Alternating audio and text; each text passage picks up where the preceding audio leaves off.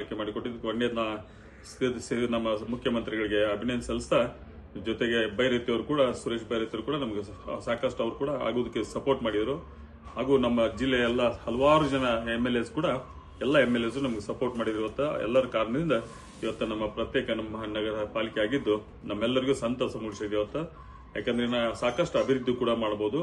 ನಮಗೆಲ್ಲ ಅಧಿಕಾರಿಗಳು ಕೂಡ ಧಾರವಾಡದಲ್ಲಿ ಇವತ್ತು ನಮ್ದು separate commissioner, total separate officers ಎಲ್ಲ ಇವತ್ತು ನಮ್ಗೆ ಆಗೋದ್ರಿಂದ ಅಭಿವೃದ್ಧಿ ಕೆಲಸಗಳು ಬಹಳ ತ್ವರಿತವಾಗಿ ಕೆಲಸಗಳಾಕವು. ಆಮೇಲೆ ಜೊತೆಗೆ ನಮ್ಮ ಶಹರವನ್ನು ಕೂಡ ಸ್ವಚ್ಛತೆ ಒಳಗೆ ಕೂಡ ನಾವು ಇನ್ನೂ ಜಾಸ್ತಿ ಸ್ವಚ್ಛತೆಯನ್ನು ಇಡುವಂತ ಕೆಲಸ ಕೂಡ ನಾವು ಮಾಡಬಹುದು ಅನ್ನೋದಕ್ಕೆ ಇವತ್ತು ನಿಜವಾಗಿಯೂ ಬಹಳ ಸಂತಸ ಆಗಿದೆ. ಎಲ್ಲರಿಗೂ ಹೋರಾಟಗಾರರು ಕೂಡ ನಾನು ಅಭಿನಂದನೆ ಸಲ್ಲಿಸ್ತೇನೆ.